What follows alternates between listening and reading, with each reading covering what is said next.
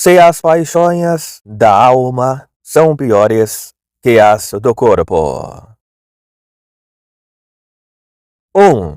Homero, após observar as espécies mortais dentre os animais e comparar umas às outras, conforme seus modos de vida e seus hábitos, exclamou que nada era mais miserável que o homem dentre todos quantos sobre a terra respira e se arrasta, e concede ao homem, por seu excesso de males, a primazia de não ter boa sorte. E nós nos comparemos ao homem consigo mesmo, já reconhecendo-o como vencedor em infelicidade e o mais infeliz dentre os demais animais. Separemos então o corpo e a alma em uma disputa de seus males particulares, o que não será de modo algum inútil, mas sim muito necessário, a fim de que compreendamos se vivemos do modo mais infeliz por causa da nossa sorte ou por nós mesmos. Pois uma doença nasce no corpo por causa da sorte, mas o vício e a depravação são a primeira obra da alma. Depois, uma paixão dela. E é uma ajuda que não é pequena para sua tranquilidade, sempre que o pior for curável, mais leve e moderado. 2. Então, porque a raposa de Esopo estava em litígio com uma pantera por seu aspecto multicolorido, quando aquela mostrou-lhe o seu corpo de aparência florida e malhada, enquanto o dela era amarelo, esquálido, e não era agradável de ver, a raposa disse: mas se examinares o meu interior, ó juiz, verás que sou mais colorida que esta. E mostrava a versatilidade do seu caráter que mudava muitas vezes por suas necessidades. Portanto, falamos no nosso lugar que, ó homem, teu corpo produz por natureza muitas doenças e paixões em si mesmo, e recebes as que vêm de fora.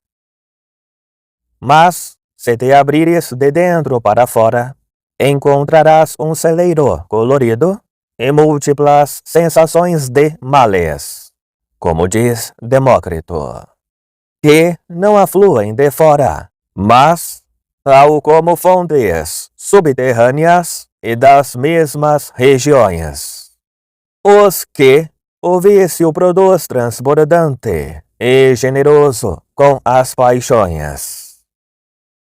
E se as doenças existentes na carne geram vermelhidões com latejamentos e peles pálidas, os calores e as dores precipitadas os comprova. Os vícios na alma passam despercebidos à maioria. Por isso são os piores, porque estão desprovidos da percepção do sofrimento. Pois, dentre as doenças que são próprias do corpo, o raciocínio lógico, mesmo enfraquecida, percebe-as, enquanto as que são da alma, embora doente, porque ela mesma não tem o discernimento de que sofre com isso, pois sofre com o que julga.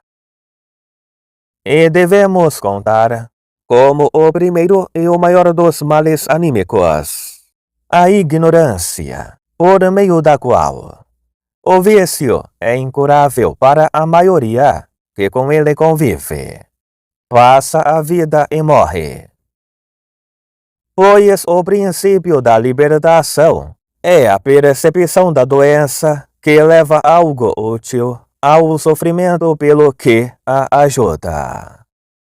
E quem, pela descrença da doença, não sabe que necessita disso, mesmo que a cura esteja ao seu lado, ele a recusa.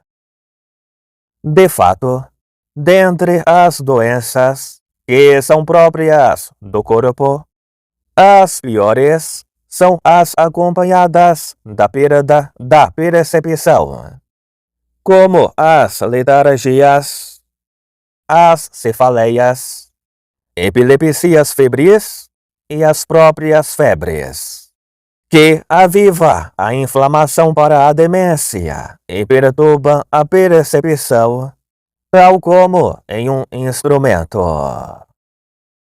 Movem as cordas imóveis do ânimo.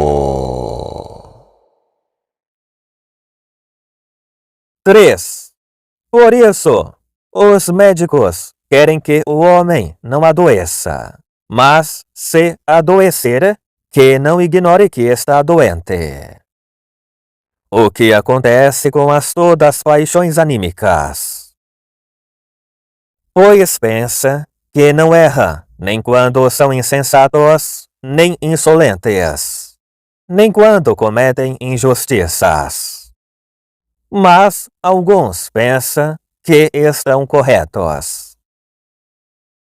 Pois ninguém chama febre de saúde, nem tísica de boa saúde, nem podagra de rapidez dos pés, nem palidez de rubor. Mas impetuosidade muitos chama de coragem, amor erótico de amizade, inveja de emulação e covardia de segurança. Nessas condições, uns chamam os médicos, pois percebem o que necessita para o que lhes adoecem, e outros escapam dos filósofos, pois pensa que se acha nessas circunstâncias porque cometeram erros. Uma vez que utilizamos esse argumento, afirmamos que a oftalmia é mais leve que a loucura e a podagra que a demência. Quem o percebe e chama o médico aos gritos, e no momento em que ele está presente, ele lhe passa um unguento no olho, corta sua veia e examina sua cabeça, e da enlouquecida ágave ouves que ela ignorava estar sob a paixão pelo mais querido. Trazemos da montanha um ramo recém-cortado ao palácio. Bem-aventurada presa.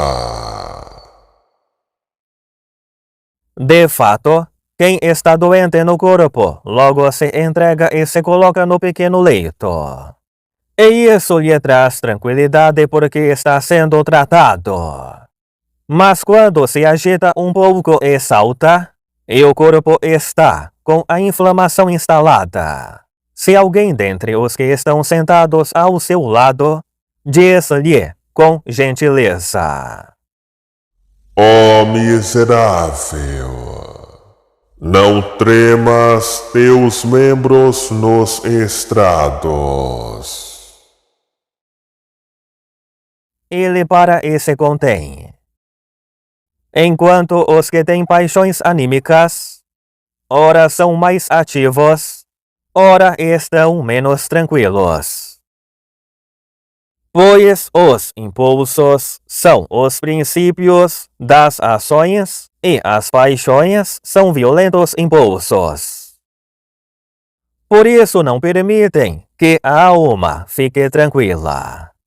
Mas quando o homem mais precisa ficar sozinho, silente e retraído, nesse momento, eles o arrastam para a exposição ao ar livre, E então fica descobertos as animosidades, as rivalidades, os amores intensos e as dores. Muitas vezes também agem contra a lei e são impelidos a tagarelar coisas inadequadas às circunstâncias presentes. 4.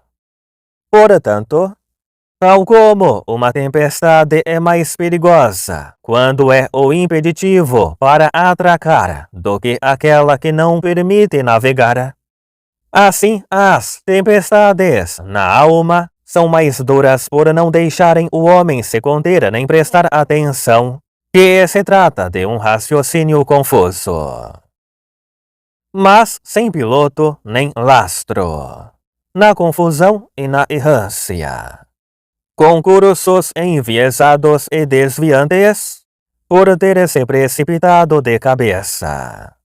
Cai em um naufrágio assustador e despedaça a sua própria vida. De modo que também por isso, é pior ter doença nas almas que nos corpos. Pois acontece de aqueles sofrer no isolamento, enquanto os outros sofrer e fazer mal. E por que se deve falar sobre a maioria das paixões? Essa circunstância é uma oportunidade de lembrar. Vede essa multidão completamente misturada, que se entrechoca aqui e a turba se agitando em volta da tribuna e da ágora. E não se reuniram para fazer sacrifícios aos deuses pátrios nem participar uns com os outros dos ritos familiares. Não trazer as primícias dos frutos lídios a Zeus Ascreu. Nem vem celebrar os mistérios báquicos com sacrifício em honra de Dioniso. Nem celebrar ritos de mistérios e orgiásticos nas noites sagradas e nos cortejos públicos. Mas, tal como uma doença agravada que atinge seu ápice em certos períodos do ano na Ásia, que se apresenta aqui para ir a processos e disputas pontuais e datadas, tal como a junção das correntes, que se precipita para uma única ágora, que se inflama e se choca, como matadores e mortos. Quais são essas obras das febres e quais são as dos tremores? O que são obstruções ou derrames, ou intempérie dos calores, ou excesso de humores? Se a cada processo o examina tal, como a um homem, onde nasceu, de onde vem, a um foi engendrado ímpeto arrogante, e ao outro uma louca ambição, e a outro um injusto desejo.